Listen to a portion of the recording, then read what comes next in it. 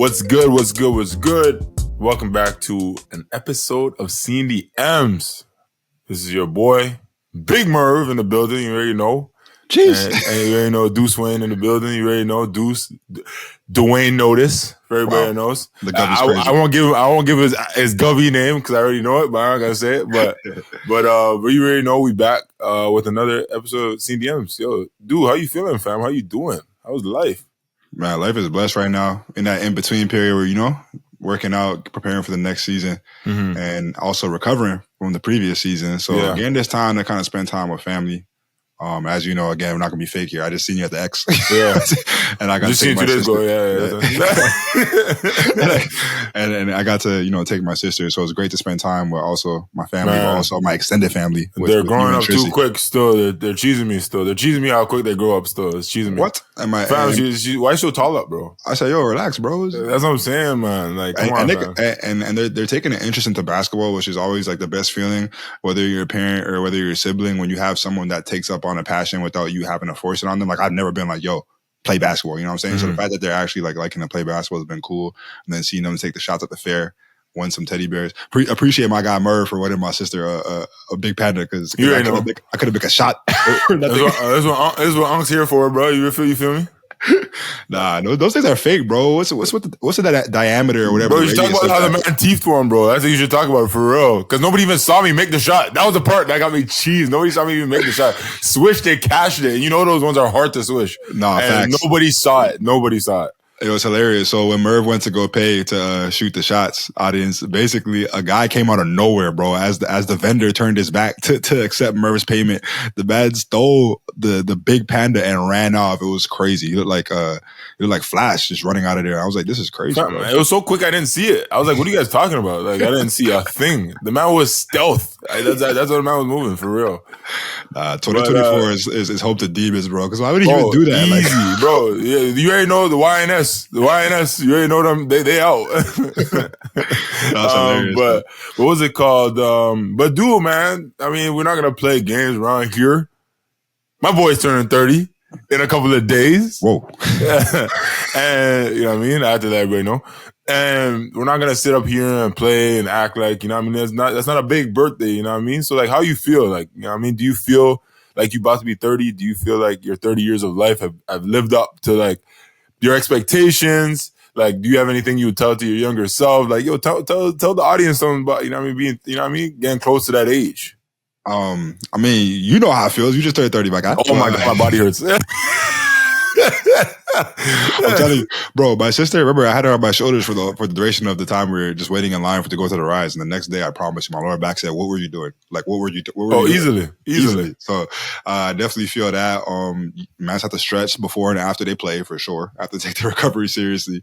But it's just a blessing to reach this age. You hear it a lot. It's a cliche, but have the opportunity just to wake up and celebrate another year is just a blessing in itself for me. And obviously, again, us being basketball players, just rare that we get to spend time together, especially on our barn day. So the fact that I'm gonna have, some of my closest friends and family around for my birthday, it means the world to me, to be honest. So I'm just happy for that in itself.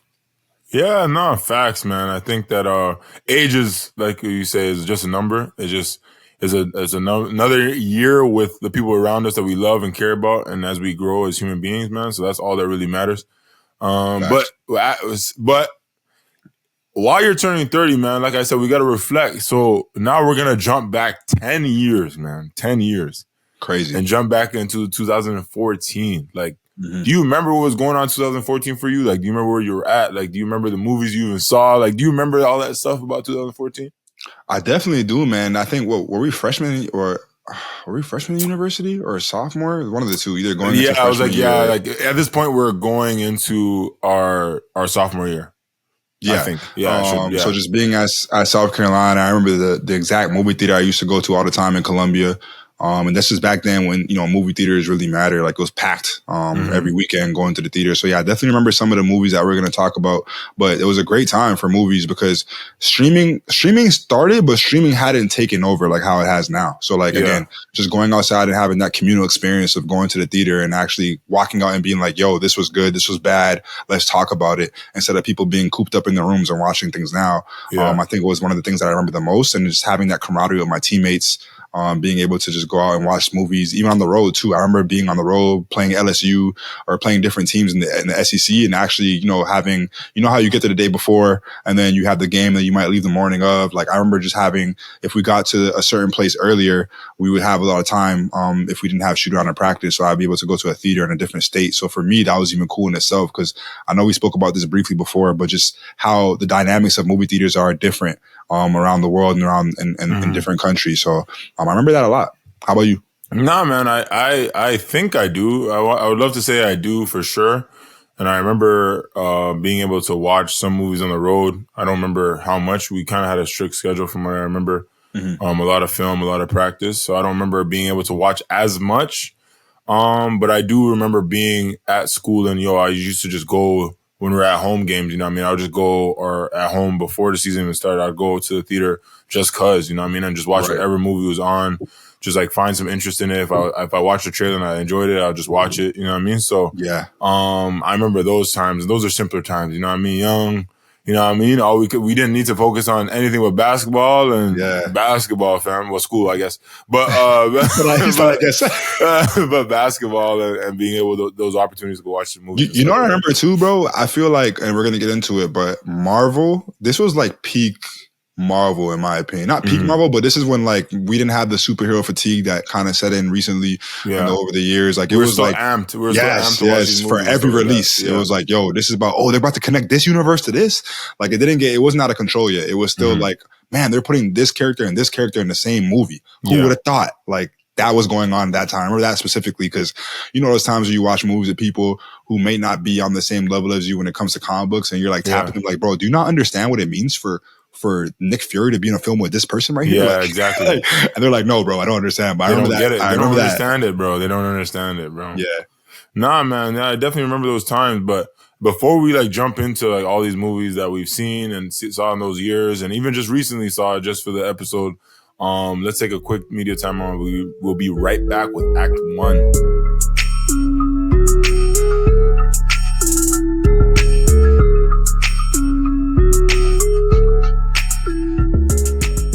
Welcome back.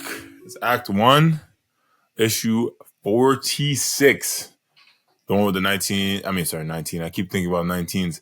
But the one with the 2014 draft. Obviously, as we usually do, we got to figure out who goes first. I personally think I should go first because the seniority rules. But I guess Dwayne says we have to do a coin toss. So let's come on, man. I got do a coin toss real quick. This guy said seniority. Bro, you're a couple months older, huh? This guy acting like he's a couple 30? of years. Nope. All right, thank you. Thank you, audience. Anyways, so Dwayne's gonna flip the coin. I'll call it in the air. You do not cheat. Let me see the coin. Little does he know I'm Harvey Dent from Kate Crusader. That's what I'm gonna say. Both sides of the coin says heads. Alrighty. Does it look up to standard to you, bro? Yeah, bro. All right, cool. Okay. All right, bet. Don't look at it before you show the camera. All right. I'll call in the air. So flip. Tails. Show the camera. He flipped it. Everybody, he flipped it. He flipped it, and then he showed the camera. Bro, I saw him. It's all right, bro. For the it's YouTube, crazy. This man's an illusionist. For the YouTube subscribers, you guys saw me. I did not flip it. I kept it the same. Took it right off my. The man's an illusionist, huh? Okay, say less. Whatever. First pick. That's me. Tails never fails, huh? I guess. But all right. But before we start up the draft, here are the categories that we decided to pick this time. We tried to be a little different, but the categories this time will be action, comedy, thriller, Oscar nominated, and wild card. So since Dwayne goes first, unfortunately, we will, and I'll make a note of Dwayne's picks so that we remember them because we always forget them. We always forget. Yeah. So, anyways, Dwayne goes first for action. Oof, start off with action. All right. So we're gonna have the little drum roll thing. This is a no-brainer for me. Jeez, I already know. It might be a little different, but I'm actually gonna go. Obviously, I'm going to go with 2014, as it is the draft for 2014. For action, I have to go with my guy, one of my favorite actors, or is my favorite actor of all time, Denzel Washington with the Equalizer. God dang it! Oh, jeez. I'm choosing The Equalizer, man, directed by Antoine Fuqua. It was a $73 million budget and it made $192 million. It was based off of the 1980s TV show with the same title, which I did not know. And I did some research and I thought that was kind of interesting. And it stars, like I said, my favorite actor of all time, Denzel Washington, who's playing Robert McCall, who was a former special service commando who faked his own death in hopes of living a quiet life. But instead, he comes out to a self-imposed retirement to save a young girl and finds his desire and justice reawakened after coming face to face with the members of a brutal Russian gang. And McCall becomes a go-to man when the helpless require his help and the kind of vengeance that they never would find without his skills. So the reason why I love this film, Merv, is because these films always, and I mean these films because there's a trilogy. These films always question his moral principles, which I thought is interesting. He always is like a walking contradiction, meaning like in each film he struggles with ambivalence, and it's always because he resorts to his violent nature and tendencies in most situations when it's needed to, though. Like he's being pushed to that. It's like he refrains from doing that, but he's always being pushed to the edge, and he's like, I have to show man's every time like why I'm who I am. And I find him being a contradiction because he's always trying to uphold the law and he's always trying to do right by people and tell people you should do the right things. Like in Equalizer, he's telling people like, okay, you can't steal, get back to the restaurant, give them the money back, stop extorting them, or used to be a good cop, go back to being a good cop, or all these little things. I remember even the guy robbing him at his store with the register. So just having all those different lessons, but then at the same time, he's out here murking, man. So it's like, yo, pick one. But he's doing it for a reason, though. No, for a reason. So it's just like, I like that. It's like that moral dilemma. There's a lot of scenes of him showing him just thinking about like, all right, who is the man I want to become because of my past? I can't escape my ghost. And I really like the OCD aspect of it. I think it's really cool. Especially the part when he's like about to kill the Russian mob sex traffickers in the beginning, in the opening act, or in the first act when he goes and he turns a skull to each one of them. And I'm like, oh man. And he goes and locks the door 3 times. And then he looks at his watch and he counts how many seconds. I thought that was also cool. Seeing that in the theaters for the first time, it was amazing because just seeing his detail and awareness prior to murking off the bad guys was super elite. It's kind of like a scouting report. You're just scouting like, okay, which weapons could I potentially use against them? But it's a who am I going to dummy this time? Right. And then it's like, what do they have? And I really liked how he used the wine cork. I'm a big vino guy. So he used the wine cork and sliced up man's. But yeah, and then the last thing too, I like his quotes in this movie. I think Denzel is really good at delivering lines, and I think he's very charismatic because he has a way of caring for the opposite sex without having it be like a sexual, exactly, a sexual thing. So I always think that's very cool about him. And then it starts off his action. We know him for action, Man on Fire and other films out of time, but I just love the fact that it just really set off a franchise for him. Like I said, 3 movies that are super successful. They might even make a 4th. And like I said, I hope they don't. But yeah. His quotes are really good. Like one of my favorite quotes for him when he has that confrontation with the Russian gang member, Teddy, he says, when you pray for the rain, you got to deal with the mud too. Like it's just bars. It's just bars from Denzel. It's just bars from Denzel. The men I killed, your men, I gave them a chance. They made their decision. I'm giving you the opportunity to make yours. Thank you. You're welcome. I've done some bad things in my life, Nikolai. Things I'm not proud of. I promised someone that I loved very much that I would never go back to being that person. But for you, I'm going to make an exception. You know he's like, I promised somebody a long time ago that I would not do this. But for you, yo, not even like in the second one, like the second one where he says to the man, Pedro Pascal, no mans, he's just like, he's like, don't worry, I'm gonna do all this to you. The only bad thing about it is I only get to do it once. I only get to do it once. Like, come on, bro. Like those lines right there are so memorable. And like the delivery of it and the smile when he picks up the guy's daughter, like, you know what I mean? Like that kind of stuff is like what makes the character so menacing and so like it's like so like, oh wow, like, you know what I mean? This guy kind of has something like wrong with him. But and I also want to say too quickly, I like the fact that, you know, he has that scene in the diner where he's speaking about reading a book and the man catching the fish to Chloe Grace's character. And I like those stuff. Like we talk about writing our own scripts, and those are the kind of scenes I wish I could, you know what I'm saying, develop, because it's like he's speaking about one thing, but it's representing himself and another thing in the world and how he views it as well, like the perspective. So I think it's so cool how he's able to incite that.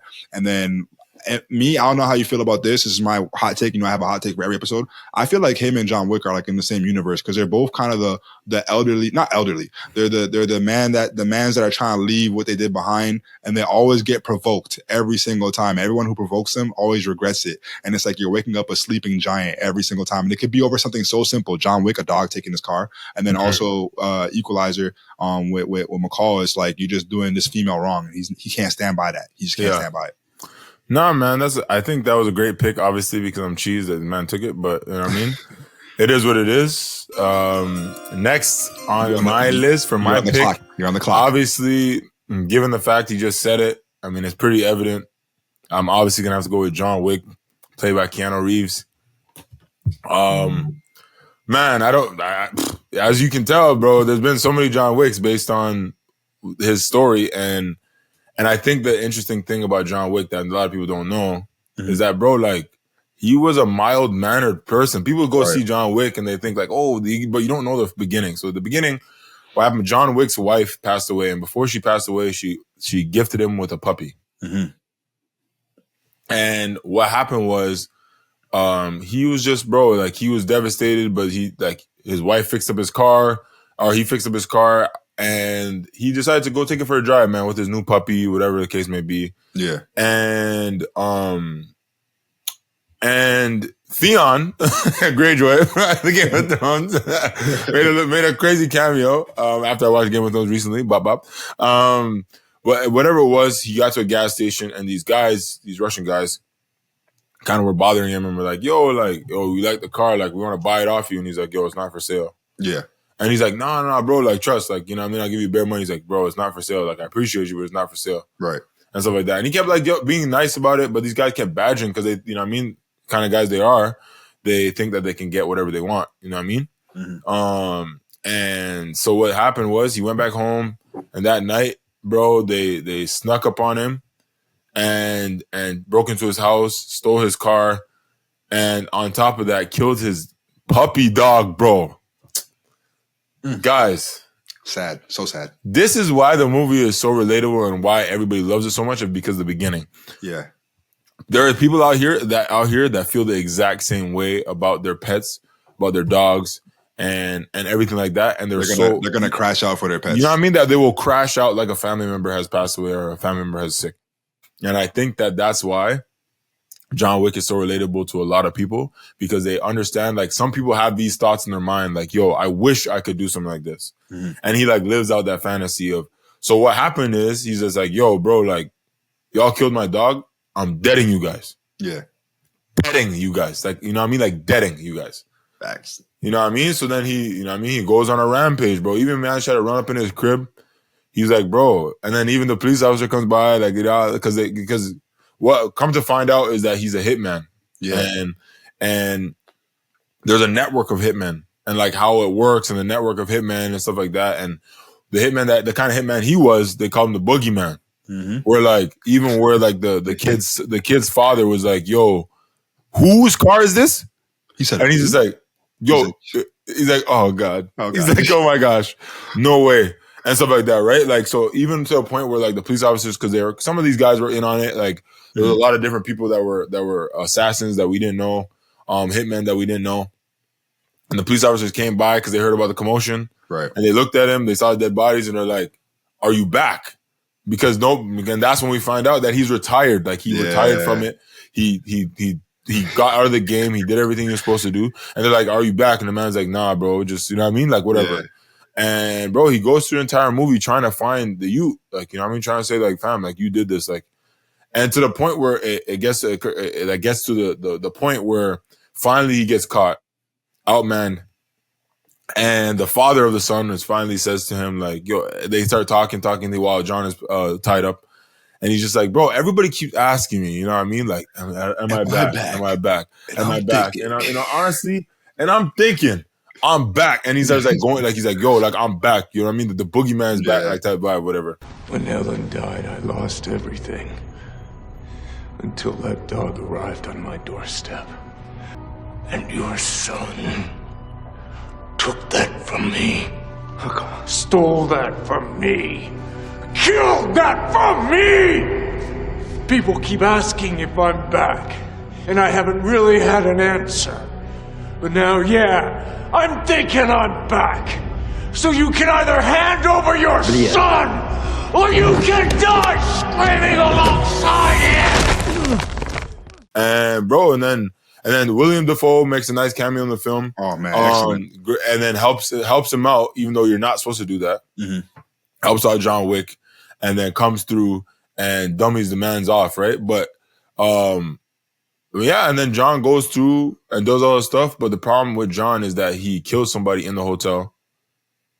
The hotel that they have, the hitman hotel that they have, it's a hotel for hitmen, but like there's no killings allowed. None of that stuff is allowed. Like it's a very like prestigious hitman hotel where everybody, it's like a safe haven, safe house. Yeah. And he kills that. So then that's how the movie essentially ends, with him being chased. And I think that John Wick 2014 film, I don't know if he knew how big the film would be, but man, it's like revitalized his career. It did. In a way that, Matrix did, where it brought something else out of him that we haven't seen. And I feel like that's what Matrix did for him. And then this is what John Wick did for him. So now that people are seeing him in that light, they're like, yo, we need you for this role. We need you for this role. We need you for this role. It did. You're like that. And I think that it catapulted him to where he is, well, obviously where he was before, but where he is now, where he's getting these voice acting roles, these, he's Shadow in the new Sonic 3 movie. Like, so I think that, that role was so iconic for who he is as like a person and who he's viewed as. So it's crazy because happy belated birthday to him, because he just turned 60. And you wouldn't think a man that's 60 would be someone who's performing most of the stunts. We see some behind the scenes stuff of him in his fight choreography. And I'm like, bro, he's really going to work. He's really dedicated. So I like his commitment to these roles. And the one thing I like about John Wick and Keanu Reeves when he plays him is that he doesn't really speak a lot of words in these movies. He lets his fist do the talking. And I think it's really cool. But I like that you mentioned this movie, Merv, because I think obviously we're on John Wick 4 now, right? And it's like, I feel like it's the concept is so high concept, and then we lost sight of like how grounded the first one was. Like when you watch the first one, you're like, yo, this is crazy. I understand why he acted like this, and it's way more grounded. And he's not like riding a horse and shooting mans off a shotgun. But, you know what I mean? With a fire shotgun, like, you know what I mean? Like, it's not as insane as like, the next one where he's died, or he's taking he has a bulletproof. He's taking the jacket and a bulletproof tuxedo. Like, come on. All right. But yeah, great pick, bro. Great pick. No, great pick. Personally, I love the pick. I think that you couldn't go wrong with The Equalizer or John Wick. But now we're moving on to comedy. Ooh. Comedy for the next pick in this round one. So, Dwayne, what is your pick for comedy? You are on the clock.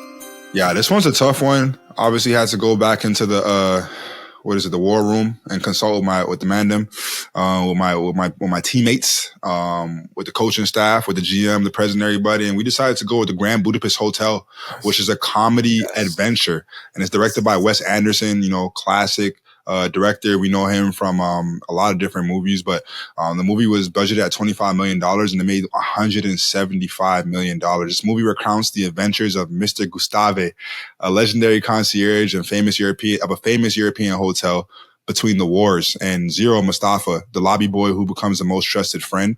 And the story involves a theft, a robbery, and of a priceless Renaissance painting, which is The Boy and the Apple, and a battle for the enormous family fortune, all against the backdrop of a suddenly dramatic changing continent. I like the movie a lot, man, because I think, again, we've sent some behind the scenes stuff to each other about just how it was even shot.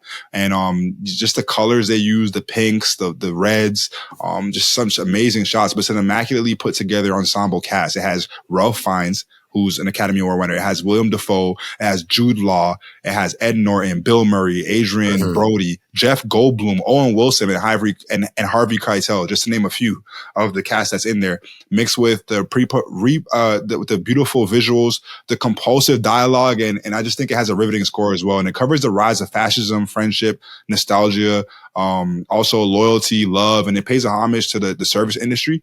And it shows people how, a lot of people like to disguise their aspirations. And I think this movie does a good job of showing what people do to maintain that mass image. And it's a story that is a story that's told within a story, if that makes sense. You have to watch the movie to know what I'm talking about. And I love that it's sectioned in parts, part 1, part 2, part 3, part part 4 or part 5. And the pacing is incredible. And like I said, the colors with the scenes associated with it make the cinematography so memorable. And it's a slick comedy. That's why I'm choosing it for comedy, because there's so many funny scenes where, you know, Ralph Fiennes' character is saying something. He's basically, I love the part where he's trying to show Zero like how to be a lobby boy. And I like the part where he's also talking to, before the old woman dies, he's telling her, like, he's in the middle of telling her something serious. And he's like, oh my God, like, your nails, like, this is diabolical color. Like, it's just so many funny scenes in that movie that it's like dark comedy that I love a lot. I'm not leaving. Why not? I'm frightened. Of what? I fear this may be the last time we ever see each other. Why on earth would that be the case? Well, I can't put it into words, but I feel it. Well, for goodness sake, there's no reason for you to leave us if you'd rather... Come with me. To fucking Lutz? Please. Give me your hand. You've nothing to fear. You're always anxious before you travel. I admit you appear to be suffering a more acute attack on this occasion, but truly and honestly, oh dear God, what have you done to your fingernails? I beg your pardon? This diabolical varnish, the colour is completely wrong. Oh, really? Don't you like it? It's not that I don't like it. I am physically repulsed. And I think it's a movie that a lot of people need to check out if they haven't, because it's a sleeper. Not really a sleeper. If you're into movies, you know what the influence of this movie has, because it's point blank, it's direction at its highest level. So I picked that for my comedy. No, that's a great pick, man. That's a great pick. You can never go wrong with Grand Budapest Hotel, man. That movie is elite. But my pick for comedy would definitely have to be Horrible Bosses 2. Oh God, I love that movie.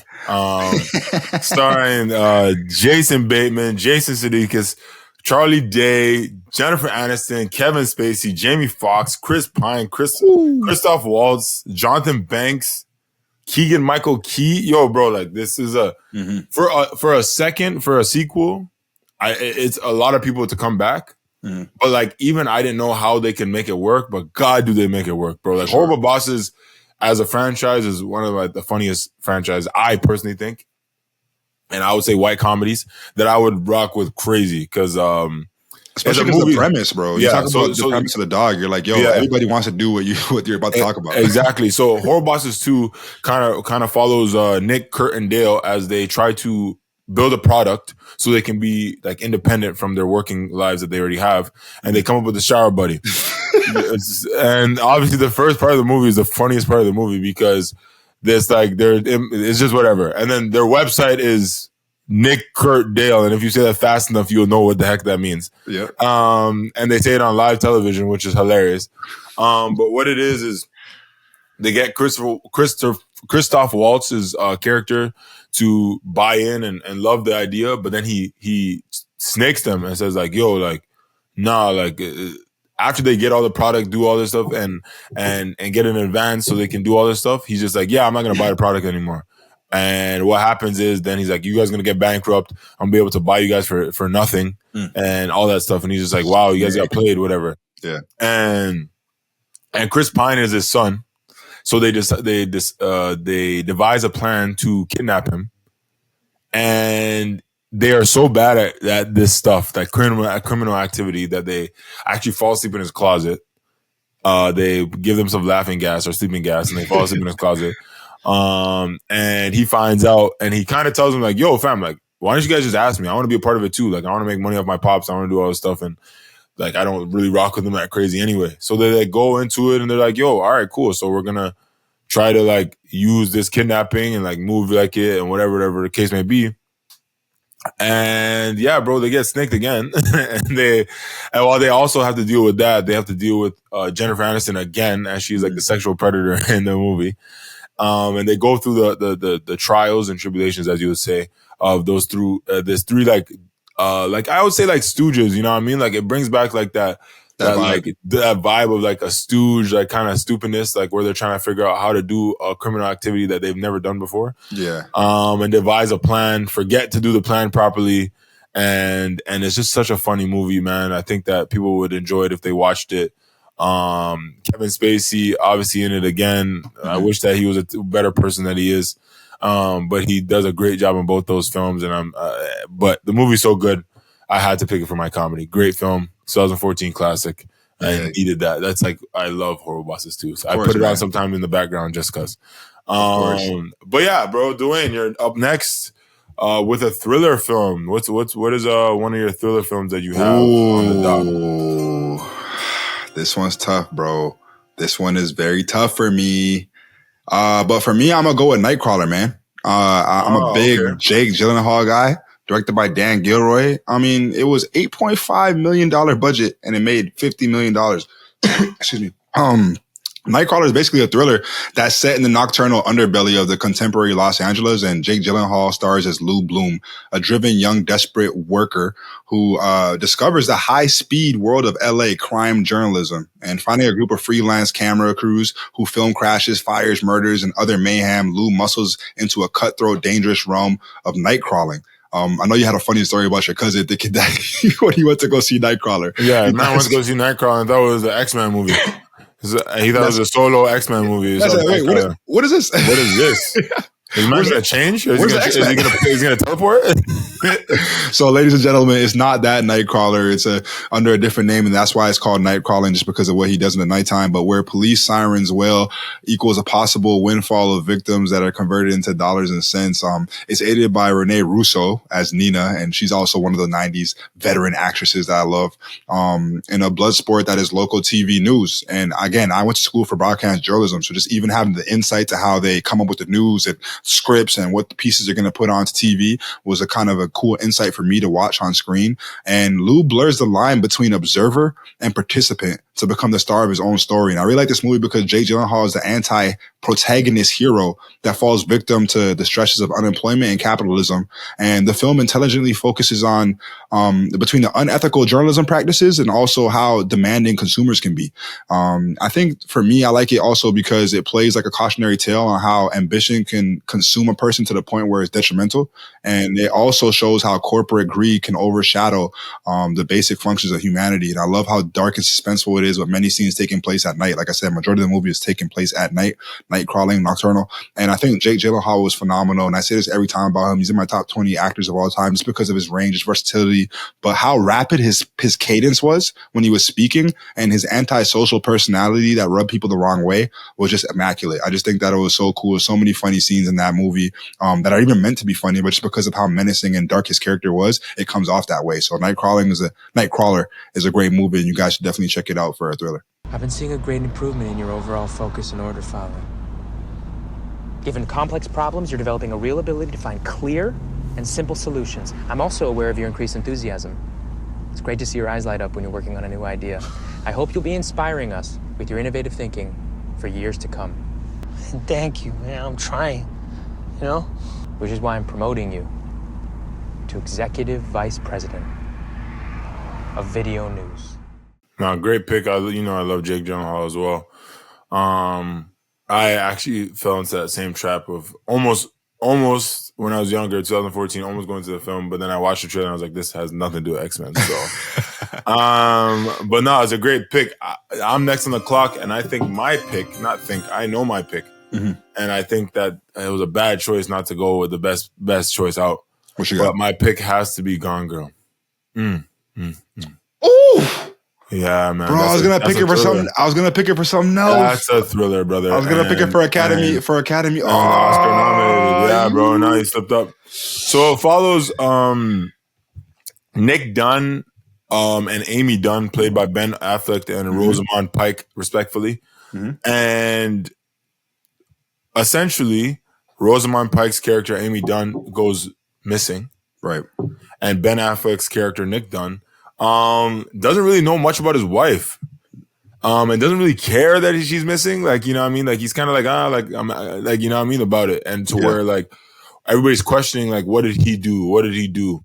And it's a menacing a story about what man's capabilities are with his wife. Mm-hmm. And even if he doesn't like her, if they're not getting along, like, what's going on? Mm-hmm. Even found some shattered glass, some blood-stained floors that was trying to clean up by bleach in the house. So he looks like a suspect. And obviously if you haven't seen the movie, skip this part. But come to find out, it was actually Amy Dunn the entire time. She actually planned her own kidnapping, death, escape kind of thing. Mm-hmm. And ran off because she felt like he didn't love her and knew that he was cheating on her with somebody else. Mm-hmm. And she wanted him to go down and she wanted him to suffer, essentially. Yeah. And suffer really badly. And she saw the media storm that was happening with him and was watching every second of it while she dyed her hair a different color and traveled across the country. Diabolical. But then she ran out of money because she wasn't good with it. She got robbed. She got robbed, yeah. And so she had to actually call one of her ex-boyfriends that was actually a stalker and who was played by Neil Patrick Harris. Yo, did you notice that every time Neil Patrick Harris is in a movie or a TV show, he brings up Canada? I know he's Canadian. I just love how he always mentions, because I know there's that one scene where they're like, hey, you look familiar. And he's like, actually, we're from Winnipeg. And I'm just like, why do you randomly throw that in there? I love that. Ryan Reynolds does that all the time too. For sure. Yeah, he always does that too. So I rock with that. Because How I Met Your Mother, he does that all the time. Like, bro, all the time, bro. That's like their main thing they have with him. Yeah. But Neil Patrick Harris plays a character that is like stalking Amy. And in love with her and thinks that she should not be with Ben Affleck's character. But Amy is creeped out by him a little bit and wants to actually go back. You know what I mean? After all this. And she comes up with a plan saying how Neil Patrick Harris was raping her and doing all this stuff to her, knowing that there's cameras in his house, knowing that there's all this stuff in his house, and like would play to the camera. She was a really conniving, like evil person. Manipulator, yeah. Very, and then got him to like pretty much like have sex with her, like dang near come inside of her, TMI, and then she slit his throat and had the blood all over, spew all over her. So the reason why I like that scene a lot is because it reminded me of the 1992 classic movie Basic Instinct and the artistry of the blood later being washed off with her and Ben Affleck in the shower, but just that whole scene of like them having sex, and that's like the whole premise of the Basic Instinct movie is that the killer would always split the throat of the man who's like loved her. So I thought that was a great homage to that movie back in the day. Yeah, I think that this movie, like, well, obviously it's from the book, but I think this movie did a good job of doing those same kind of things where they did callbacks and did things like that. And I think that Gone Girl was like such an iconic film for the time because for the most of the film we thought Ben Affleck was somebody that had something to do with it until Rosamund Pike came through and was like, we found out that she was the evil one. Yeah. And even to the point where Ben Affleck knew because there was a bunch of charges to his car. There was a bunch of charges to things like that where he actually ended up finding out like, yo, she's behind this and she's still alive. I've killed for you. Who else can say that? You think you'd be happy with a nice Midwestern girl? No way, baby. I'm it. Look, you're delusional. I mean, you're insane. Why would you even want this? Yes, I loved you, and then all we did was resent each other and try to control each other and cause each other pain. That's marriage. And he knew she was still alive and all that stuff. So I think that movie is like a whirlwind of emotions, thriller, like action, everything, in a sense. You know what I mean? And it has everything that you would like in it. And I think that's a classic film. Bro, it's so evil film, bro. Evil film and very unpredictable with every turn of the film. Because like you said, the whole film, like, bro, he's an asshole. Like, bro, exactly. And even when he gets caught, when his sister catches him with his side piece, like, yo, like, you're an asshole, bro. Like, you're gonna wait till your wife, you know what I mean? Like, all types of stuff. Like, yo, you know what I wanted to ask you on rewatch, because we watch these movies again and again and again. This might be a long episode, but I'm not gonna lie. I don't care. I love 2014 has some great movies, so bear with me, audience. But yo, when I rewatched that movie, did you know how the movie's gonna end, right? Did you see different like nuances in the performance that like led you to believe like, oh wow, like, because I noticed certain scenes like in the press conference, like the way he smiled or like how short he was in the press conference didn't describe his love for Amy, or in the scene where they saw his dad in the police station and he like kind of blew up and got heated. I'm just like, there's like so many different tones in the movie that really threw you off balance, and like if you didn't pay attention to it, you really be thrown for a loop. But I think he was perfectly casted as Flynn, bro. I just want to speak about this quickly because Ben Affleck's one of my favorite guys. Is because it kind of reflects his real life career in some regards, to the sense where one of my favorite quotes in that movie where he's after he's speaking with his sister and Tyler Perry, is like, first they liked me, then they didn't like me, then they hated me, and now they love me. And it's a quote that I feel like stuck with me from the film because it could easily describe Ben Affleck's position to fame in Hollywood, in the sense where the moments at the beginning of his career, like Good Will Hunting, Armageddon, etc., he was like on top of the world. But then after that, he had a whole bunch of flops and films that just didn't work, ultimately money grabs. And this film in itself kind of cemented his comeback in a sense, outside of The Town and certain other things that he did. And I feel like him proving his versatility, playing Nick Flynn one day, but then also Batman another day, is crazy. And then Rosamund Pike, I just think she did an exceptional job playing Amazing Amy, because it's a woman who was neglected, unappreciated, and cheated on, and then she got pushed to like these levels of manipulation that represent how far someone will go when they're ultimately broken. So I just think it was just an amazing film. It's a social commentary also too, I think, on like how our current society like lets press impact the public perception as it pertains to crime, law, and et cetera. So man, it's a great film that's layered with themes, but also shot really well. Nah, I think I couldn't agree more. I think that when you look at it from that perspective, I think that it does kind of mirror in some regards like Ben Affleck's career and life. And I think that's like he always has that one role that revitalizes his kind of career and stuff like that. And Gone Girl was definitely one of those. So yeah, but next for you is Oscar nominated. What do you have picked for that? Oh man, Oscar nominated. I'm definitely gonna go with one of my favorite films, and because it's so personal to me, is Whiplash. Directed by Damien Chazelle. $3.3 million budget, made $49 million. It's about a promising young drummer who enrolls in a cutthroat music conservatory, where his dreams of greatness are mentored by an instructor and will stop at nothing to realize the student's potential. And it feels like a sports movie, Merv, that was represented through jazz music. And I say this because it's a raw depiction of how, it's a psychological approach on skill development and the impacts of verbal and physical abuse towards one's mental health and the fine line between motivation and cruelty and what's the cost of perfection, right? And I think isolation is a big reoccurring tone in that film. We see Andrew revert to the state of isolation in many areas, more specifically when he tells his girlfriend, bro, I'm gonna break up with you right now because I need to focus on music and you're a distraction. And she's like, how can you even tell me that? Like, we just started dating, but that's the foresight that he had because he was pushed to those lengths of wanting to be great. And I think I can relate to it a lot because, in basketball, especially in our sports, we've come across coaches that push you to that line of like, all right, bro, like, is this abuse, bro? Like you're calling man's out their name. You're like, you're saying stuff to me that has nothing to do with basketball, fam. Like, and it's like, but then you just take it because you're young, you're impressionable, and you're like, bro, I don't want to be that guy that's giving attitude or talking back. And this must be what it takes to make it to the next level. This must be what all the greats had to go through. But it's like, nah, bro, sometimes abuse is abuse. And I think that J.K. Simmons played an exceptional role. Obviously, they won, I think, 3 Academy Award awards for this movie. So that's why I'm choosing it. But I just think that J.K. Simmons was over the top, and nowadays his character would be deemed inappropriate and he'd be fired on the spot. Like, you cannot talk to mans like that no more. And like I said, I just think that him and Miles Teller, which is another interesting conversation, because I feel like Teller should be like bigger than what he is, because I think he's a good actor. I think all the scenes that J.K. Simmons and Teller had me locked in. Like, the writing is incredible, and some of my favorite scenes, from the car crash to him drumming until his fingers bled, and then he put his hand into the ice, and then it turned red. You really believe that J.K. Simmons' character in the third act kind of reflectively turned a new leaf, but then he ended up tricking him. Rushing.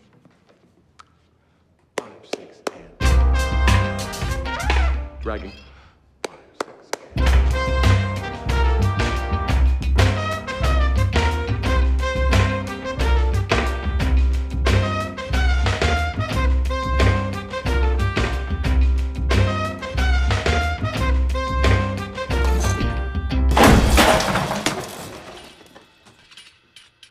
Why do you suppose I just hurled a chair at your head, Neiman? I don't know. Sure you do.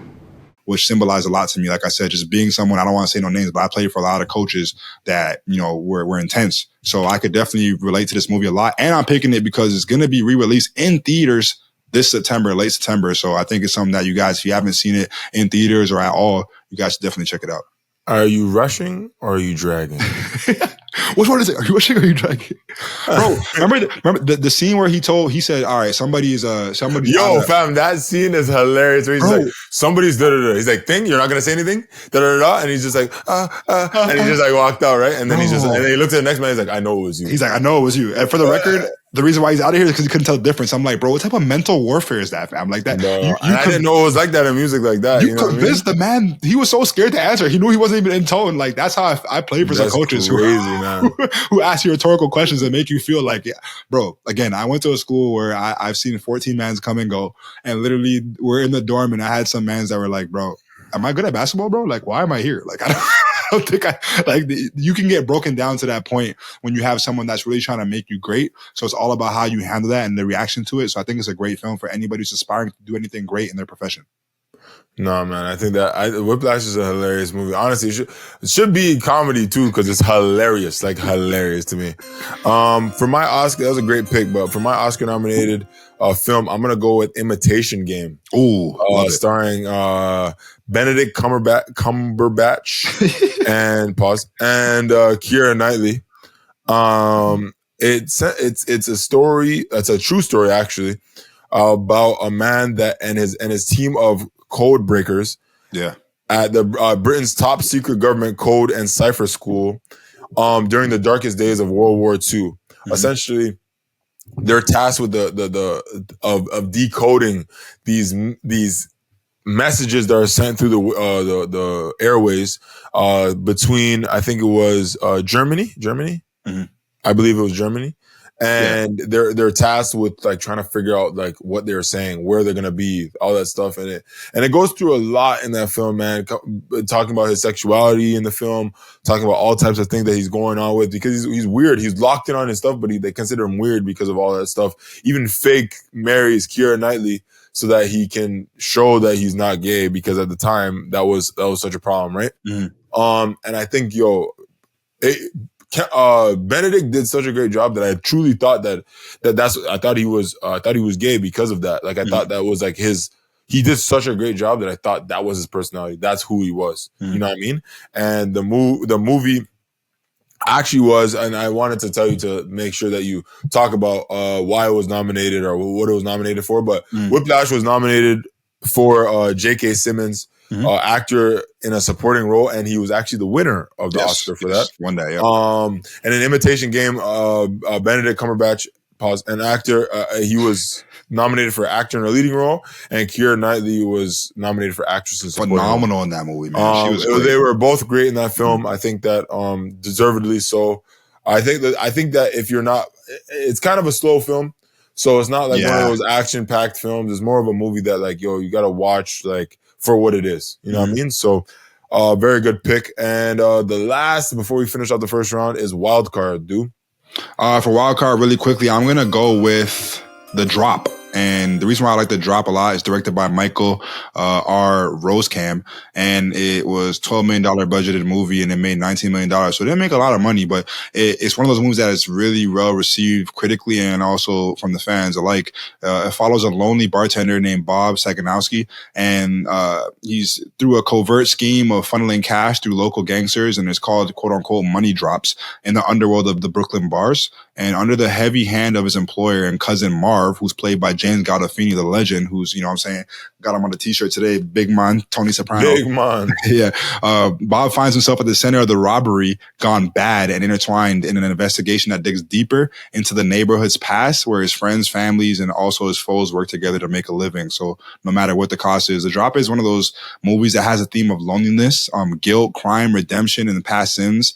And it's masterfully woven into the film's premise and performances from two actors that I truly admire between Tom Hardy and, like I said, the late James Gandolfini, rest in paradise. And it's a slower paced film. You just mentioned like Imitation Game being a slower film. This film is definitely slow, but it fits the tone of the gritty crime thriller type of genre. And I love how Tom Hardy plays a man that's damaged with, he has a damaged soul and he's alienated because of it. And then you see why he's like that and then how he reacts to it. And it also has to do with a puppy and taking care of a little puppy, a little nice little pit. So man, if you're a dog lover, you'll love this movie, but also just as a fan of Tom Hardy and then also James Gandolfini, who this was actually his final, like his last posthumous film post his death, R.I.P. where he was on screen. So definitely a great movie between great performers that I enjoyed a lot. Well, I'm not the guy that wasted his entire life waiting for it to start. Why did that? At least I had something once. I was respected. I was feared. When I walked into a place, people sat up. They sat up straight. They noticed. What'd you ever have? Bar stool that you put that old biddy at and bought her free drinks, and don't think I don't know that you did it on purpose. That was my stool, and nobody sat on that stool because it was Cousin Marv's stool, and that meant something. No, great pick, man. Great pick. And for my last pick, for my wild card, it's not really a wild card. I just want to let you know. I just don't want Dwayne to pick it before I do. So I'm going to consider it back. And I might obviously have to go with Interstellar. Oh, yes, Sersky. I wanted that for the next round. That's one of my favorite movies of all time. I put it in a wild card because technically it's not a part of any of the categories. Technically, but I wanted to give it its shine. Directed by Christopher Nolan, as we know, Bop, my favorite director. It really follows a man that's trying to save mankind.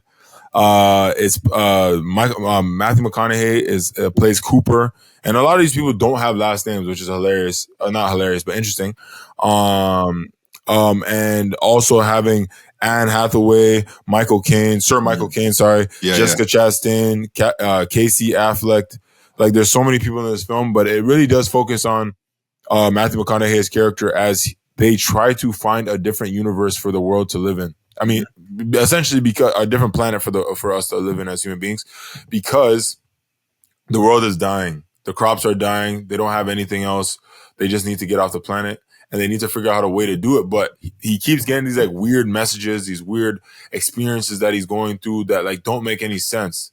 You know what I mean? And so then he tries to like figure them out, and he thinks that the answers will be at this random place, and he goes to this place where it was a sign, because he used to be he used to drive ships or how do you call them? Rocket? It's not rocket ships. It's what do they call them? Because it was like a jet kind of. Yeah, I don't know the actual name. By the way, I got to talk about that too. I'm going to talk about that in a second, but yeah, and he finds the space station, and essentially it's NASA, and they're trying to figure out they want to have a team that can go into space to find a new place, and they recruit Coop and to go do it. While he wants to stay with his kids, he also knows, like, bro, he wants to build a different world for them, and obviously he's an adventurer, so he wants to figure out what's out there and go out there and see as far as they can. A lot of things transpire, a lot of confusing things, a lot of things that don't make any sense. Like time was one of the main things. Yeah. And Christopher Nolan has like a wild mind and a wild imagination, so it works out great. But essentially what happens is that they're able to find a new planet. They're able to. Matt Damon makes a crazy cameo. A crazy cameo in the film, and is just like desperate to get back home. So he like honestly tries to dead off everybody to get back home. You're feeling it, aren't you?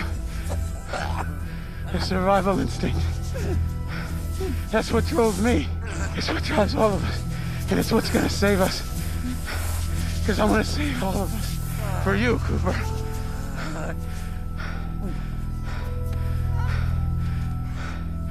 I'm sorry, I can't watch you go through this. I'm sorry. I thought I could, but I can't. Bro, I like evil Matt Damon. He plays evil guys really well. Interesting. And they're able to. Coop actually ends up seeing his daughter again, who he left behind.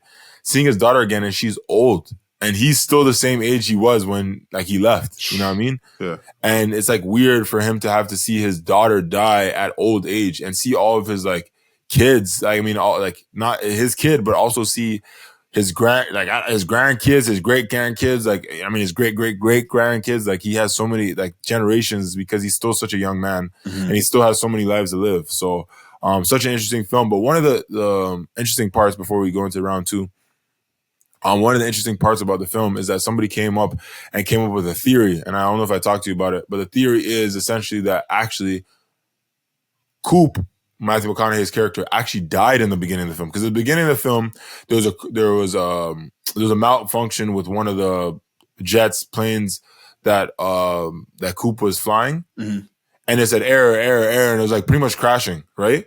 And then he wakes up, and people say that what he's battling is the entire film is about him trying to find the afterlife. Oh, okay. He's technically in limbo, and he's trying to find the afterlife. Interesting.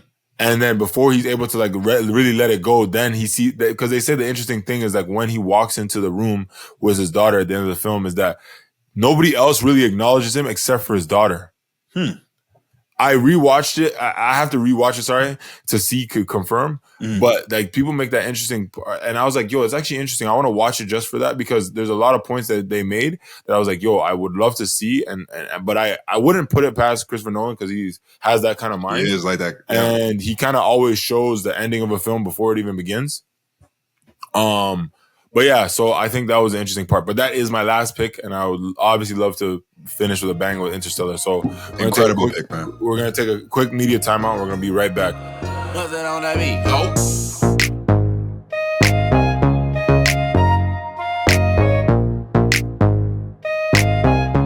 Welcome back. Act 2, round 2. You know what I mean? Acts. We don't really do acts too much on draft days, but Act 2, round 2.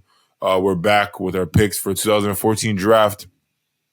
Dwayne is on the clock, and he is up first for the second round with action films. We're going to action first. Okay. For action, man, this one was kind of tough. I feel like there's a couple directions I could have went with.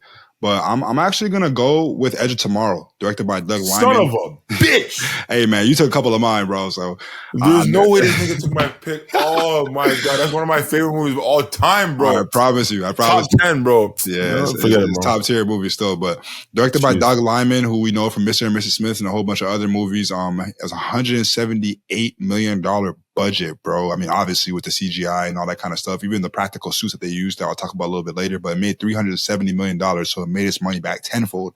And it's about the alien race that has hit Earth in an unrelenting assault. And it's unbeatable by any military in the world. And Major William Cage is played by Tom Cruise, our guy, one of the best actors in the world, is an officer who has never seen a day of combat when he's unceremoniously dropped into what amounts to be a suicide mission, which is pretty funny because he's literally telling them, I'm a PR guy, bro. I'm not a soldier, fam. Like, it's not, like I'm not about to, and they're like, nah, we don't care, bro. If you're not going to do it, we're going to arrest you. So he's killed within minutes, and Cage now finds himself basically inexplicably thrown into a time loop. So it's a Groundhog type of Groundhog Day type movie, forcing him to live out the same brutal combat over and over again, fighting and dying again, fighting, dying again. But with each battle, Cage becomes able to engage with adversaries with increasing skill, alongside Special Forces warrior Rita, who's played by Emily Blunt, who did an amazing job in that movie, as Cage and Rita basically take the fight to the aliens, and each repeated encounter gets them one step closer to defeating the enemy. I love the theme of the live, die, repeat, which is on the poster, and I think that theme proves true throughout the whole entire Groundhog Day style film. It teaches a scared government worker the benefits of working hard and being strategic and how to survive, and Tom Cruise's character as Cage is able to gain new vision and new view on the war against the mimics. And I really enjoyed this film because Tom Cruise is a focus in it, right? But at the same time, Emily Blunt's character is the savior, and it's an ultimate action badass movie for a female in a female-led role. Mm-hmm. And she even commented on it in a press conference, saying that men are usually the ones that are leading females, but she was drawn to the film because this time it was a female that was doing the leading. Mm-hmm. And it has a lot of action, it has a lot of sci-fi, it has dope practicality because the actors actually had to put on those heavy war fighting suits and had to act and conduct the movements, in which was really impressive. And the storytelling was it was so unpredictable. And I even like it because it had comedic elements as well. Like I like when Tom Cruise, when the plane crashes or the helicopter crashes, and he's like, bro, like he's scared. And that's how I'm saying Tom Cruise is a great actor, because we all know the man is, he could fly planes. Yeah. He could, you know what I'm saying? So he's not afraid of heights at all. So the fact that he had that scared look on his face and he was sweating and he's like, bro, like I'm afraid of heights and all that stuff was incredible. How do I turn the safety off of my weapon? What? How do I turn the safety off? Oh my God!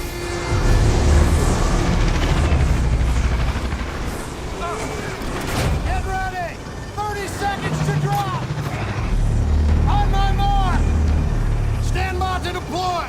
And it had some amazing CGI as far as the alien mimics were concerned. And I really liked the set pieces, especially in the third act, with the huge concepts that I thought landed the overall plane for me. So I just love that movie. Like you said, it's one of your favorites, one of my favorites as well, Edge of Tomorrow. Nah, fire film, bro. I'm cheesed. Then I took that. Great pick. There's so many movies on the docket. Like, I mean, there's so many best available, but I'm gonna go with one that may go against the grain a little bit compared to all these other films that are on here. Mm-hmm. And I'm gonna go with The Maze Runner. Oh wow. Yeah. I really love that film. because of what it builds and because of what it is about, I think I really, really rock with it. Maze Runner is stars Dylan O'Brien, who actually is I actually really like him as an actor. Really like him as an actor. He's been in a lot of films that I enjoy. It follows a post-apocalyptic world where a young Thomas being played by Dylan O'Brien, is woken up, like he wakes up in an elevator going to the top, and he wakes up and he's in this like a jungle, you know what I mean? Like kind of area, like kind of community where so all these guys and they're like, yo, welcome. And then he starts running away because he's like, yo, what's going on? And they kind of just tell him like, bro, like this is like our life. Like we all woke up here. We don't remember anything. We barely remember our names, but eventually comes back and it will come back to you because he couldn't remember his name. And then they kind of tell him like, yeah, like the whole premise of the movie is that there's these guys that you see these walls around us is actually a maze, and it opens up, and all these guys go out there to try to find a way out every single day. Mm-hmm. You know what I mean? Like they do it every single day. And he's just like, yo, like, and the first thing he does, he starts asking like, why don't we climb to the top? Why don't we do it? And they're like, yo, we already thought about everything you already thought about. We already thought about. We've been here forever. And we've thought about everything. They don't even know what like day is what because they don't know what month is what. So they're just like, yo, like we're just whatever. So essentially what happens is he's like, bro, like he starts like being like a outlaw to like what they like really appreciate and what they like around there because they like the things they like. So he tries to like, they say only the maze runners can go in the maze. He decides that, oh, I'm going in the maze randomly because they actually, a couple of the maze runners get injured. And he runs in there after them to try to save them and all that stuff to help them out. And when he goes in there, he's locked in there for the night. And the other guy looks at Amino, is just like, yo, you're an idiot. Like, you don't even know what's in here. And they come to find out it was a robotic, like, monster, like, spider that, like can easily rip them up and kill them and all that stuff like that. So they hide. He actually defeats one of them and all that stuff. And they go back and they're able to escape. But when they eventually escape, because he comes up with a plan, he figures it out. He does way more than they've done there since they've been there. He actually, one of the guys gets bitten by one of the animals, the venom, and they remember like what's going on. They remember who he is. They remember who they are. They remember everything, and they remember what's going on in the world and why they're Blink here. Twice. Precisely. So then with that knowledge that he has now, they try to escape. They try to go out and get out of there, and come to find out they're in this, they don't know, but we obviously knew, they're in this post-apocalyptic world, like, bro, like, where, like, everybody's infected, there's zombies, like, there's so many things happening in their world, and they were, like, the cure. They were trying to find the cure by using those kids. But they didn't know that because they thought that, like, you know what I mean, people were trying to kill them, and people actually set them up in there to kill them and stuff like that. So then it obviously leads into the second film. But the film, I think, sets up a great franchise, a good franchise that is a rewatchable for sure. And it gives us a nice like sci-fi adventure action kind of mixed in with like us being like teenagers. Like imagine you're a teenager, bro, and you get sent somewhere, you don't remember your name, don't remember everything. You have to like fend for yourself. And I feel like at the time, 2014, like, yo, we're 20 years old, but we're still coming out of our teens. So I was like watching the film, like, bro, like imagine this happened to me, blah, blah, and it had some significance in my life, I feel like. Yeah. We gotta go. Wait, what are you talking about? We gotta do something. We gotta hide him. Where? I don't know. Well, just think. You tell me that there's not a single place we can take him? Listen to me, Shuckface, all right? Take a look around. There's nowhere to go.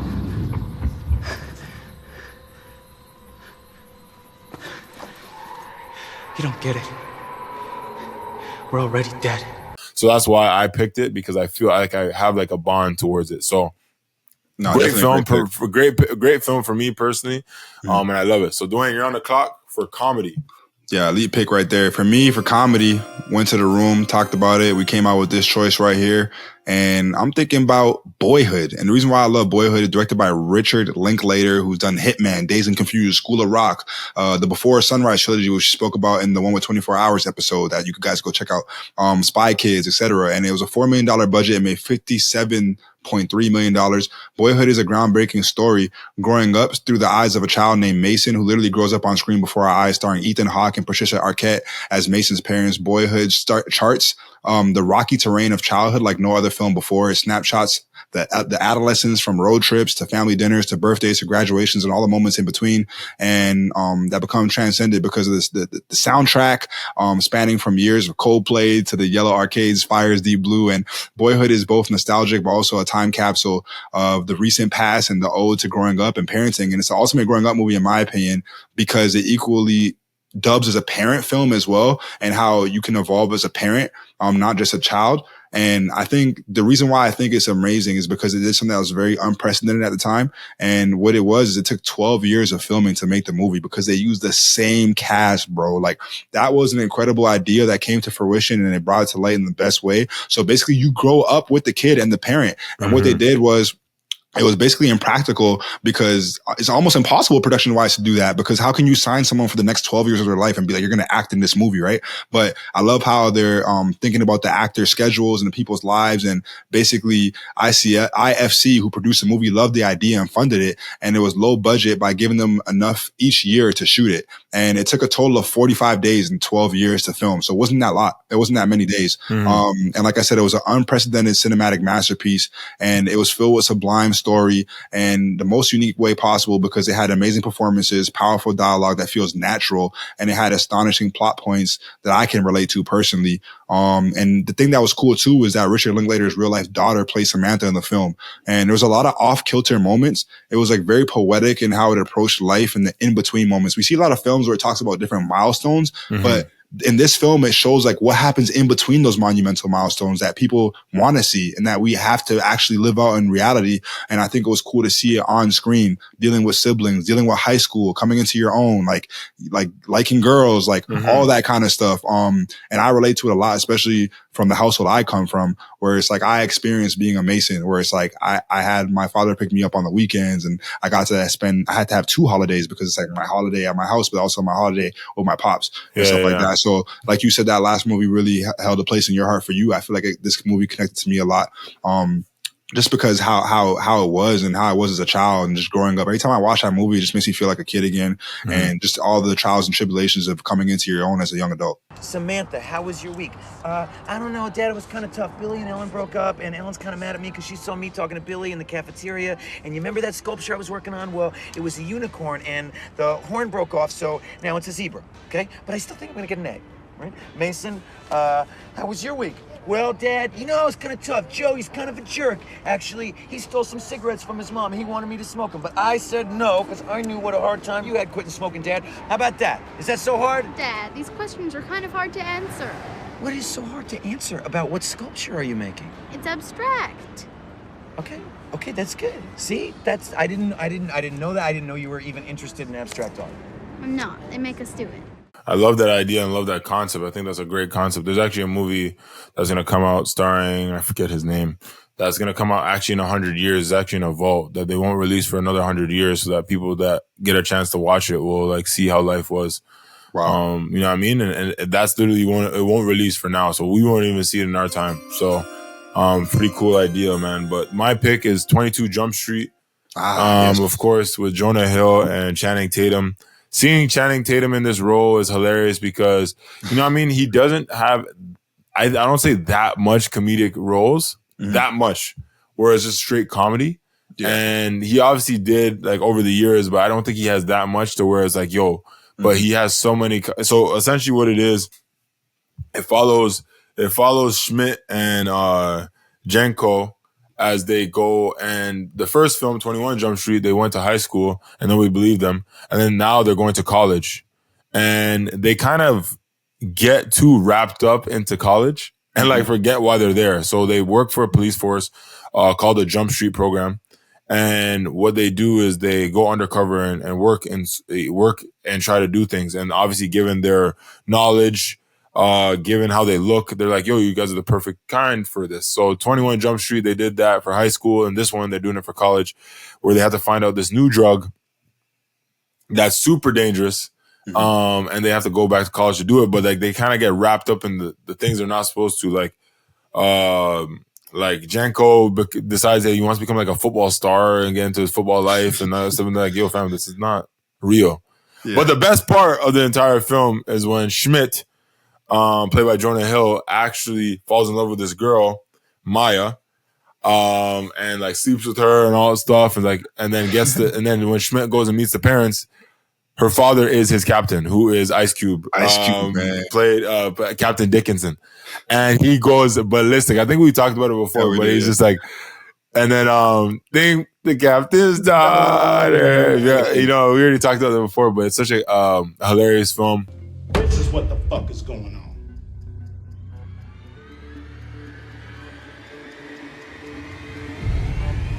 Oh shit! Oh shit! Ah shit! No! That is not happening right now! Schmidt fucked the captain's daughter! Schmidt fucked the captain's daughter! Schmidt fucked the captain's daughter! Shit! I think that they do a great job and do that call. I think we talked about that too, where they do that call up to how the movies just keep going on forever and ever and ever at the end. And I think it's just a good comedic film. Great for the time and great for right now too. Like you can still go and watch it right now. So I'll pick 22 Jump Street.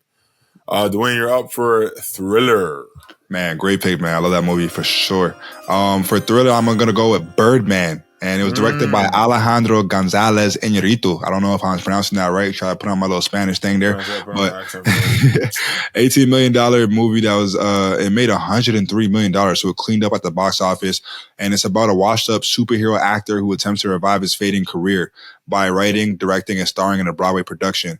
It's a great movie. I honestly could have chosen it for the Oscar nominations because it had 4 Oscars: Best Screenplay, Best Cinematography, Best Director, Best Picture, plus 157 other wins out of 158 nominations. Birdman explores the classic conflict of achieving our greatest desires often requires us to overcome our greatest fears. And that's something that a lot of people can relate to.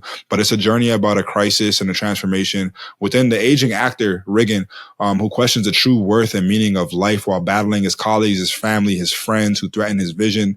And at its core, he's battling his own powerful inner demons. And I love that this film not only for its creativity, when it comes to his text, like I love the scene between Emma Stone and Michael Keaton, but also I love his cinematic prowess and the fact that the whole movie seemingly plays as one long shot with no camera cuts, edits, or transitions. Michael Keaton, like I said, Emma Stone, Ed Norton brought their A game, like absolute A game to this film, and incited some powerful dialogue that was driven through the scenes. But in the end, it kind of felt like a compelling story of a lost man searching for the meaning of what it's like to be vulnerable to the fact that this particular man might not have no meaning at all. And I just like it because, like I said, as someone who loves direction, Merv, you know me, again, I did some research and it was obviously not a long shot, but they did a lot of hidden techniques to make it seem like a long shot. But if you watch the movie, it literally is, there's no cuts, there's no transition, there's no edits. It's just one long film. Like, I don't know how else to explain it to you. You guys have to watch hilarious. It. I don't know how they don't get, but I seen a couple of times how they edited it, or not edited it, but they like did movie magic of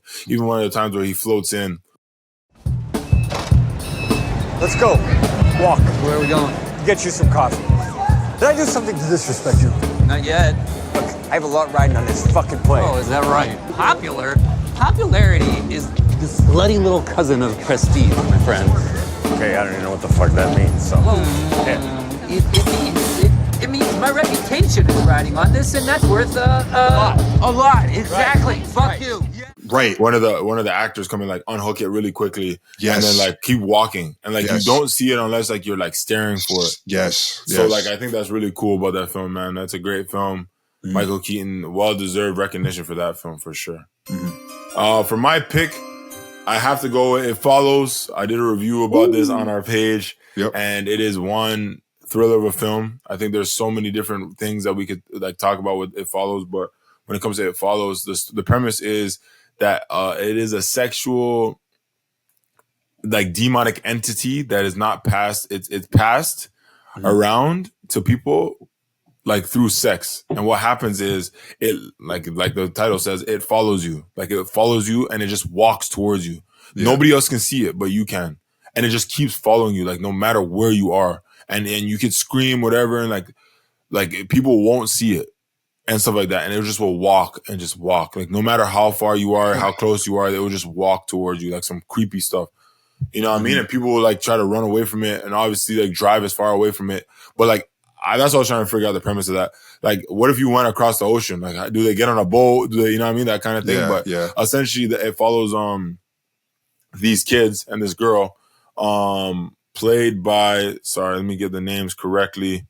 It follows Malika Monroe, playing Jay Height, as she actually is like in love with this guy, and like, you know what I mean? Or sorry, not in love with this guy. She's kind of just like all around, like just doing what she wants. Mhm. And then there's like this guy that she wants to have sex with. They have sex, and then she gets it from him. And then and then she kind of explains it to her family, explains to her friend, but they don't get it. And then one of the creepiest parts of the film is like where there's like a dark alley hallway, and then there's like this like tall figure ducks underneath and just walks towards her, like, and she starts screaming, and everybody's like, "Yo, what are you screaming at? Like, what are you screaming at?" Kind of thing like that. And yeah, man, I think that like the film is such an interesting concept. Yes. And there's such a deeper meaning when it comes to like the sexual stuff that we pass to each other, the trauma we pass to each other, like, you know what I mean, that kind of stuff. And I think that when you have sex with multiple people, you have no idea what they're passing on to you, when it comes to trauma and those things like that. And I think that's like the deeper message in the film. And I think that's what makes it such a good thriller and such a good film. They're making a sequel called They Follow, but I don't know how I'm gonna feel about that because I don't know what you're gonna do with it. But yeah, great film, 2014. Yeah. Dwayne's up next with Oscar-nominated films. Oscar-nominated films, bro. I might need your help on this one, like you said, because I didn't specifically see what they won for, but I know they're nominated for it. But The Judge, man, directed by David Dobkin. It was a $50 million budgeted movie, and it made $85 million. The Judge, man. Hank Palmer is a successful defense attorney in Chicago. Sorry to cut you off. Robert Duvall was nominated for actor in a supporting role. Exactly. For The Judge. Yeah, so that's what I'm talking about. So Hank Duvall is a successful defense attorney in Chicago who is getting a divorce. And when his brother calls with the news that his mother is dead, Hank returns to his childhood home and to attend a funeral in Indiana. And despite the battle between Hank and the judge, Hank must come to his father's aid and defend him in court because something ends up happening with a case where they think that his father, who's the judge, played by Robert Duvall, who Merv just mentioned, who's an iconic actor, in my opinion. First of all, I just want to talk about him really quickly. Robert Duvall, I love him a lot because he plays the consigliere in The Godfather 1 and The Godfather 2. So just seeing him be like way older in his age and be able to still act with the best of them and hold it down with RDJ, I think was amazing. But it's about a man's journey to secure the truth along the way. He also reconnects with his estranged family.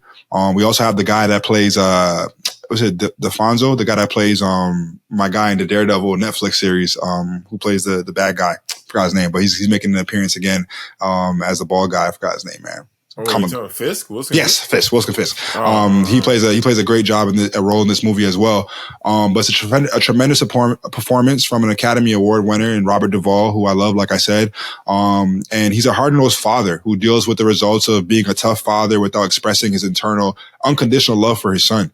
And, you know, sometimes I can relate to that as well. You know, sometimes being Jamaican, you have parents who like, they may tell other people how much they're proud of you, how much they love you, but to yourself, they're not like really letting you know like how proud they are because they want you to do more and do better. And then the effects that has on the kid. So I just like how Hank was played by RDJ, Robert Downey Jr., because it's refreshing to see him act as a lawyer instead of being the character that we're so known and accustomed to seeing him play, which is Iron Man. Obviously he has a whole bunch of roles before he became Iron Man, but ever since then, it's like we always associate him with that. So just watching that movie and seeing him in the midst of being Iron Man also just kind of pivot and do that role was kind of cool because it was an emotional movie for me. It unpacked a lot in terms of the bond between fatherhood and son, and as well as men being vulnerable as opposed to being prideful. As punishment for blowing up the McCraw's mailbox with M80s. I was 13. That you remember. Oh, that. Old enough to know better. You didn't come to my high school graduation or college. Oh, boo fucking who? Why? Why? Jail time. Truancy. I was going to reward anything. None of your shit. I graduated from law school, for Christ's sake. As opposed to what, dropping out? Fuck you. Let me tell you something, okay? Here. I put a roof over your head, money in your pocket, clothes on your back, food in your mouth. So I just think it was a great movie. And having the opportunity to rekindle because of an unfortunate passing in the family is something that many of us can relate to. Like, how many times have you not spoken to a cousin or an uncle or aunt or whoever, but then you guys, you know, unfortunately meet up at a funeral, and it's like, man, life is too short, and the best gift that we can have in this world is time. So it's like, us not talking for a decade, this puts us in perspective because of the loss that we just experienced together as a family. Yeah. And now we could be together, and how can we rekindle what we had? So I just think that was something I could relate to, but also a great performance from Robert Duvall. No, facts. Great concept, great film. Robert Downey Jr., you already know. My dog. For my pick for Oscar nominated, I would have to go with American Sniper. Nice. Starring Bradley Cooper, directed by Clint Eastwood. It tells a story about a U.S. Navy SEAL, Chris Kyle, as he is, they call him the most lethal sniper in U.S. history. And what he does is he takes on a sole mission to protect his comrades. He comes one of the most lethal in history. Like I said, his pinpoint accuracy is not only saves countless lives, but also makes him a prime target of insurgents. Despite grave danger and his struggle to be a good husband and father to his family back in the States, Kyle serves 4 tours in the duty in Iraq. Crazy, bro. However, when he finally returns home, he finds he cannot leave the war behind, which is most stories, and is based on a true story, obviously. Yeah. PTSD. Most stories about PTSD and not being able to you know what I mean? I saw a video the other day of a man talking about how he came back home after being in the Vietnam War, and he was a 20-year-old and was treated like a man and everything like that out there. But then when he came back home, he still wasn't able to, vote, wasn't able to eat, wasn't able to drink. He's like, send me back, bro. Like, you know what I mean? The life out there was way better. You know what I mean? Like, it was like, I'm treated like a man, I'm treated differently. And I think that was the same thing when it came to Kyle, is that he just couldn't get out of that war mindset. Once you're there that many times, you kill that many people, I feel like that adds a thing to it. And it's just based on a true story. It's so sad how he died. He died back home, like trying to help the community out, help people out. And that's how he passed away. But man, he's known and will forever be known as one of the best U.S. snipers. And you have to go watch the film to see his story. But that's pretty much his story. Untimely death, but man, was he a killer? Killer. Close my off out and I can't see what's out there. There's nothing out there but the target. Sir, there's something out there. Punch it. Will push-ups help? Give me 50, Kyle. Clear and safe.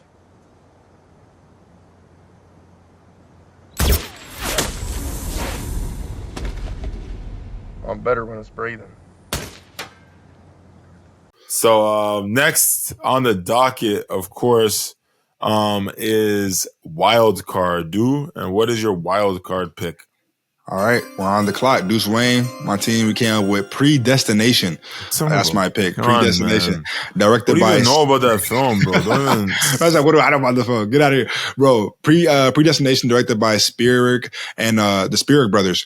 $5 million budget, and it only made $5.4 million, but I'll talk about that a little bit later. Predestination chronicles the life of the temporal agent sent on an intricate series of time travel journeys designed to ensure the continuation of law enforcement career for all eternity. Now, on his final assignment, the agent must pursue the one criminal that has eluded him throughout time.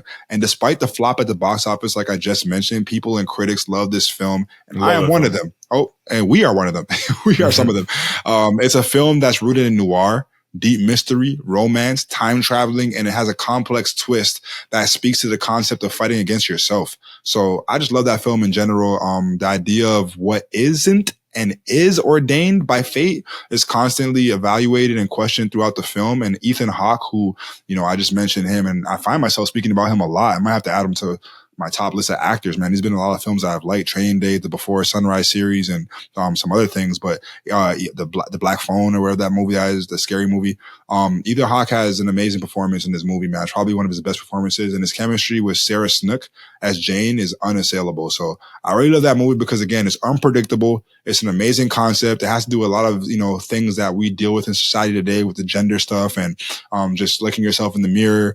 There's so many things that go on to it. And that was a movie that kept me on my edge of my seat in terms of the concept, but also the action, but also just even the way it was told. Like the head, you know what I mean? Like it was like your head was spinning the entire time. You're like, bro, like I didn't know what was going on literally all the way until the end. And I just love that. And I even love the whole fact of, we talk about narrations in movies, but I like how in this movie, as Jane was telling her story at the bar to Ethan Hawke, it was like they're also going back in time. And I just love, like I said, the chemistry that they shared between them. But that's definitely my pick for wild card.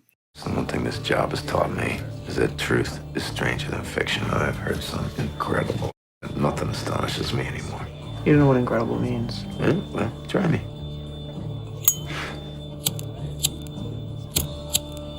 Here you go. I got that.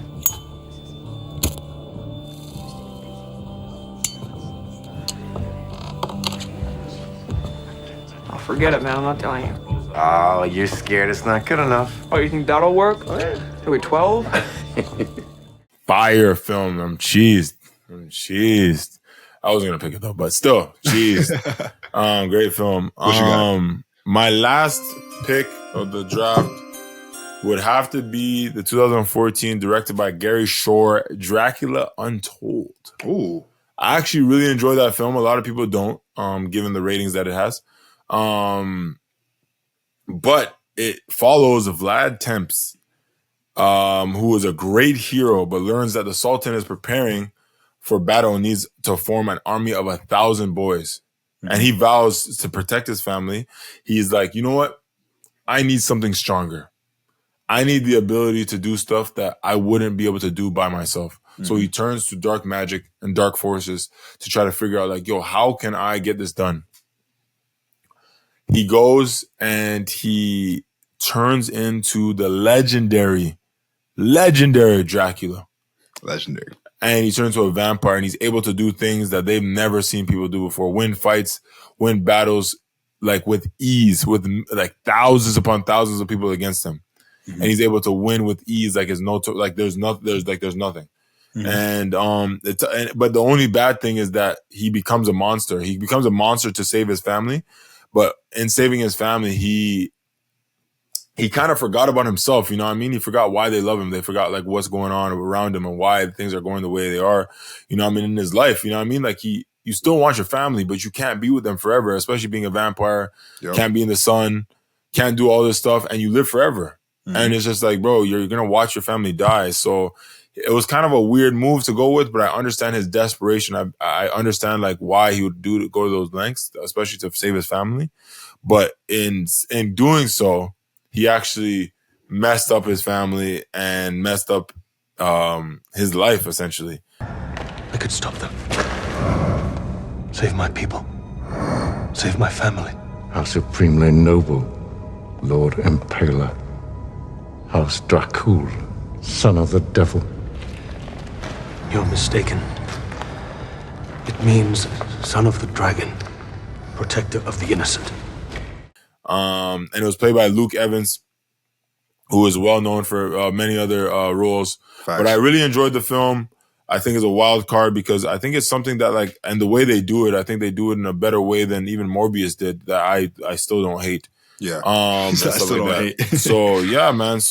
But that's the end of the draft, man. 2014 draft. Yeah, great year, great draft.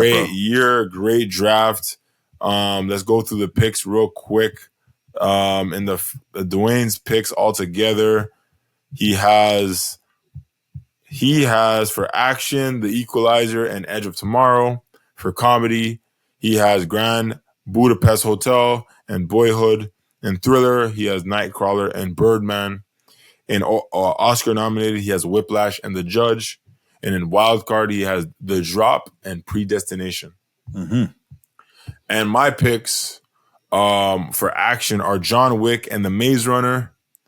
A comedy, Horrible Bosses 2 and 22 Jump Street. Thriller, Gone Girl and It Follows. Oscar nominated, Imitation Game and American Sniper. Wild card is Interstellar and Dracula Untold. So you guys can let us know, hit us up, especially if you're watching on YouTube. If you're listening in, email us as always. Do something. Get in contact with us and let us know who you think has the better draft and better picks. But yeah, man, this is the wrap up of the show. This is the part where we kind of do the heat check part. Dwayne said he might have some questions for me real quick. You know what I mean? Big Merv is in charge of dinner tonight. So, you know what I mean? I kind of got to hurry up. But, you know what I mean? We never forget these parts. So, heat check part. Dwayne, you got 5 questions for me? Yeah, I got you. So for the heat check, for question number 1, 2014 was home to a lot of superhero movies. Can you name 2 superhero movie. Actually, 3 superhero movies that came out superhero films that came out this year. Superhero, like Teenage Mutant Ninja Turtles, I guess that counts. That's one. Captain America, Winter Soldier. Great, 2. Batman was in the Lego movie, I guess. Justice League War, Son of Batman. I mean, those movies. Bear movies. Obviously. Right. I'm glad you didn't mention Amazing Spider-Man too. Amazing Spider-Man 2. I forgot. Also, X-Men and Guardians of the Galaxy came out as well. Days of Future Past and Guardians of the Galaxy. For sure. All right, so that's 1 for 1. My next question is, what was the highest grossing animated movie of 2014? The Lego movie. Next. Big Hero 6. Damn it. I forgot about Big Hero 6. Yeah. So 1 for 2. That's on my list too, man. I said that too quick without thinking. Great movie. I forgot it's a Disney movie, so it probably was definitely going to win out. Nah, for sure. All right, well, we're going to keep in the same wheelhouse of things. We're talking about box office. So for the third question, we're going to go with who was the highest paid actor or actress? I'll let you pick either or, because I think the actress is going to be a little tough because it's not who I even expected for that year. But of 2014, who was the highest paid actor or actress of that year? If you had to guess. Based on the films or based on the entire year? Chris Evans? Nah, it was actually Robert Downey Jr. I don't know what type of bags they be throwing this man, but apparently he was the highest paid. What the hell was he in? I mean, he was in The Judge, but I guess it was based off, I guess him being the Iron Man, so they probably threw him a crazy bag. I don't know. And then they said Sandra Bullock was also the actress. And shoot, Robert Downey Jr. was the highest paid actor in 2015 as well. So they're just paying us mad residuals, family. Yeah, I swear. All right. This one might be a little tougher, but this is question number 4. What is the highest grossing film, box office wise, 2014 in general? And I'll give you a clue. They're coming out with I don't even want to say like a reboot, sequel, whatever, but they're coming out with another iteration of this universe. And our man, Godzilla? Transformers.